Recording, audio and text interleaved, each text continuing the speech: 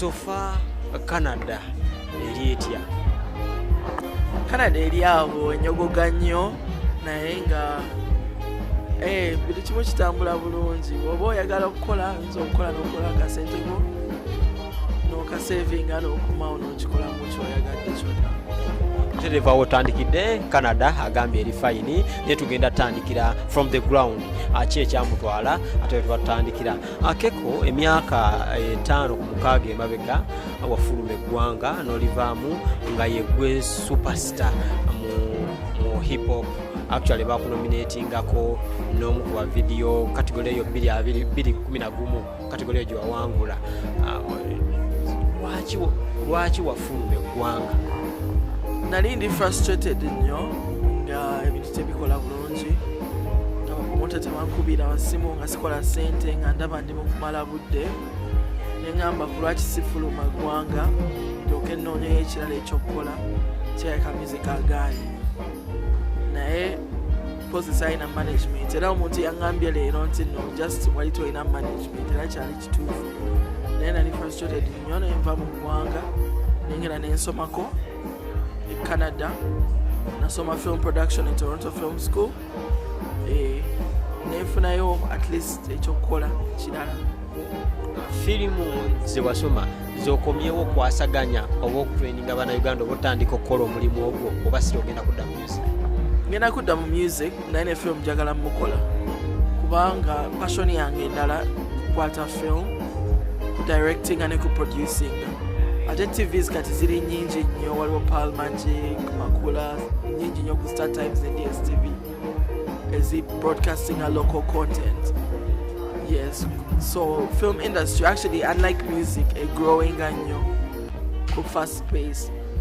Tuyinza abajingiramu kati bayinza okugifunamu nnyo okusinga kati myaka eyo nga mu maaso.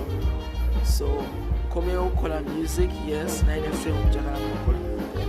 Walowoozezza nga bw'ogambye nti nno oli ekyakulemesanga okubuukingibwa tewalina nga bamanaja. Obudde buno ekyo wasoose n'okirowoozaako era kiri sorted? Sinafuna manager bulungi naye ndi mu talks ne bamanagers abalala. Shadrack ngenda mukubirako nabo basobola kukola nange era kubanga twali tukola bulungi ate yali manager mulungi amanyi okumanaginga hip hop artist ate managinga omukyala. So sina management at the moment naye nnoonya management era bw'oba oli awo ng'otulaba ng'ogamba nze nsobola okumanaginga Keko. Genda ku Twitter oba Instagram Keko Town 1 Keko Town onsindikire message oba email. Bamanager be Uganda abasinga amanaginga byonna ekyo nja kigamba obeere ng'okimanyi. Manager aliyo ng'ali ready okumanaginga byonna. Are you ready? Nze ndi ready, nakomewo okukola ndi mukazi mukozi era njagala kukola nnyo. Buli kyayagala kyonna nze nnyinza okukikola. Awo bamanager bakategedde bulungi. We waviira eno wali nnyo mukwano gw'abantu abamu mu sekita ya hip hop n'abatali nga like so Sheebah. Naye obudde buno temukyakwatagana. What went wrong? What went wrong is abantu bakula ne bagenda direction endala. Bwe yafuna management Jeff Chiwo ebintu byakyukamu. Kyaka Jeff yamugamba alekererawo okubeera mukwano gwange kubanga bwe yafuna Jeff ebintu ne bigenda nga tebikwatagana. Distance netandika okugrowing kati, and I cannot blame her kubanga at that time yali ayagala nnyo okubeera star and Jeff yali amupromisinze okumufuula star kati ng'alina okugoberera ekirooto kye. Bw'aba asacrificing omukwano to be that, I don't blame her kubanga kya working her out and me I'm always there. We can always talk whenever she's ready. Kitegeeza nti nno because luli Jeff Chiwa yamuggyako ng'ayagala making kubeera star, already she's a star ate ne wa Jeff takyaliyo. So obudde buno singa mukwatagana musobola okubaako kye mutufumbira nga Bannayuganda ekipya. Absolutely, nze Sheebah simwinaako ku buzibu era tuyinza okugenda mu studio enkya bw'aba ayagadde ne tukola music tumufulumya enkya ne kuba hit. Awo wennyini wootabeera abayimbi bangi nnyo baamerukawo naye bewawulirako ne hip hop obudde buno bwe wamuleka ne w'omusanze. If you are to compare and contrast, osobola muleetinga otya? Hip hop then and now. Hip hop then yali talina spaces ng'abantu tebamukkiririzaamu nnyo, naye kati ndaba abantu bagenda bamuwuliriza, especially the Luganda, kubanga ndaba ba Fake Fameka, ba Rachel Ray, ba Fefe Busi, Da Agent n'abalala bangi, ba Gravity bali mu industry ate bagifunamu. Kati ndaba that now opportunity weeri nnyo okubeera star as a rapper, unlike before baali bawa opportunity muntu omu oba babiri, naye kati abantu bangi opportunities weeziri ne TVs weeziri, kati nga zino ezimpa platform okubeera nga neeyogerako ne promoting, which is a good thing. Obaliwo obudde buno ani gw'olaba akuba nga tewamulekaawo naye obudde buno nga akuba asinga ku banne? Fake Fameka. I think it's Fake Fameka. Yeah. If we today collab with the rapper, ani ali ku list ya asooka?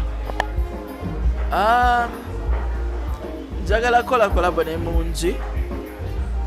Tetukolangako emyaka gyonna gye tubeera nga tubeera ffenna mu Baboon Forest. Njagala kola ne Mungi. Njagala kola ne Rachel. Bw'oba ayagadde ayinza okubeera nga yali diva kati. Ati mpulira kati yasinga. But yes, I want to work with the Uganda rappers. Wotali entalo ne zitandika mu hip hop. Ono avuma n'enkima, ono avuma ono Gravity, avuma Jeniero. Entalo mu hip hop ziyamba. Entalo teziyamba muntu yenna, naye ekola marketing. Okitegeera kati omuntu aba ayagadde okukola erinnya leero ayinza otandika natandika okunvuma, oba ayagala kufuluma akola erinnya, obviously agenda ddikola, naye the question is okoze otya erinnya, olifunye mu the right way oba the wrong way. Yes. Kati nze entalo nze seyoyo saagala ntalo, kubanga nze ndaba oba oyagala ntalo tukole battle, gweleta music ndete music. Ulirodo okukola n'omuntu battle akweyimbamu nti ayagala lutalo, oba ayagala olutalo alete music we, nze nange ndete music wange, bafans basalewo ani asinga. If we are to talk about battles, waliwo ebaddewo eya Sheebah ne Cindy, ebyavuddemu wabirabye, Bebe Cool obudde buno ne Chameleone nabo bajagala. Gwani gwolaba gwogamba mu hip hop ono ne bamumpa mukuba ne Katonda n'amwerabira? Nze nepikira Navio, tewali mulala, kati nze ngamba nnyo omulala. Navio omumanyi ng'akuba? Omanyi nnyo, era mukwala kuba Sheraton wano nejjula.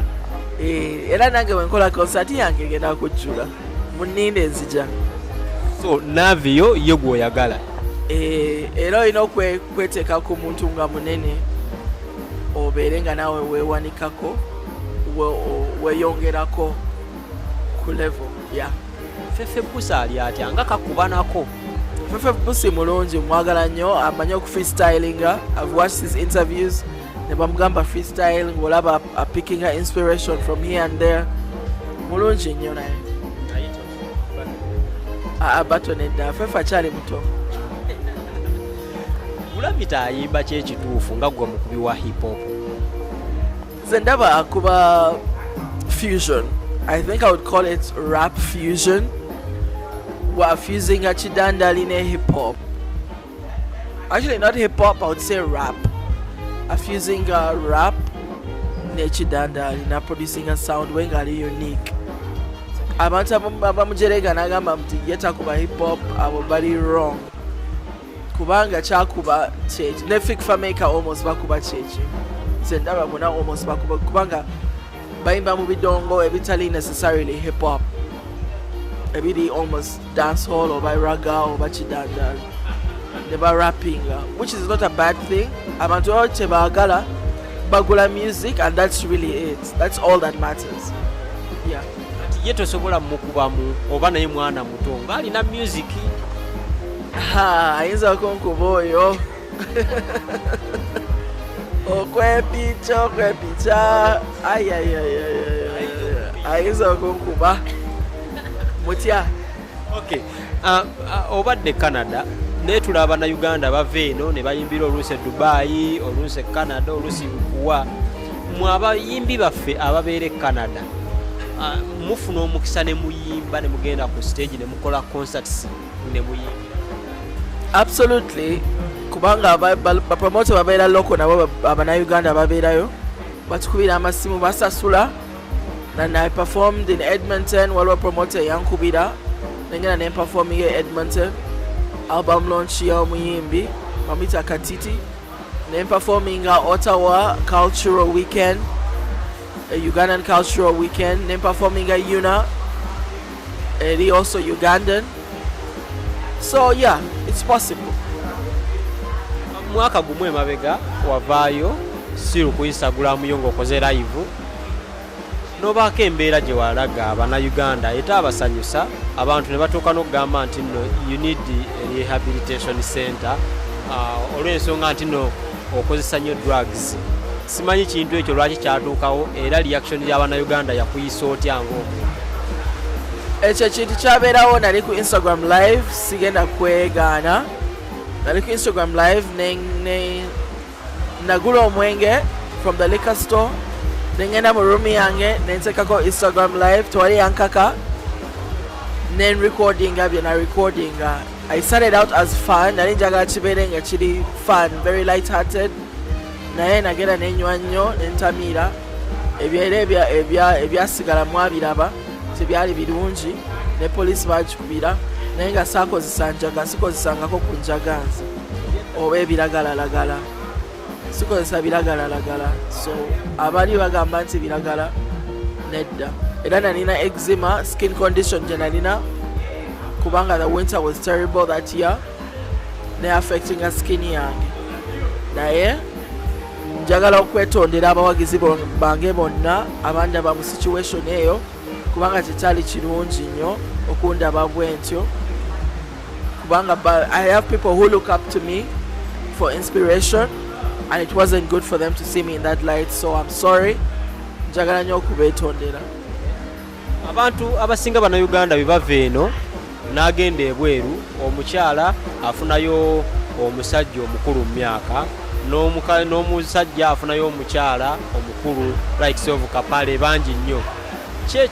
Ekyakulemezaako still n'osigala ng'okyali Keko waffe n'otafunayo basajja balina ssente kuwasa nakufuula muntu? Nali just concentrating. Nali concentrated on my career. Nali saagala nnyo kubeera nga nva ku mulamwa. Nga nva ku mulamwa kubanga at the end of the day obulamu kintu kya mugaso nnyo era bw'oba tova